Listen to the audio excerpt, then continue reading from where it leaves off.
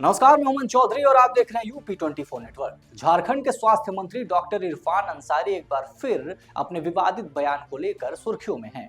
जामताड़ा के नारायणपुर में आयोजित सरकार आपके द्वार कार्यक्रम में उन्होंने मंच से कहा कि यदि एसआईआर के दौरान कोई अधिकारी या बीएलओ नाम काटने गांव आए तो उसे गेट में ताला लगाकर बंद कर दे, बाद में वे खुद आकर गेट खुलवाएंगे। मंत्री अंसारी ने आरोप लगाया कि बीजेपी एसआईआर की आड़ में वोटर लिस्ट से नाम हटाकर मनचाहे लोगों का नाम जोड़ रही है।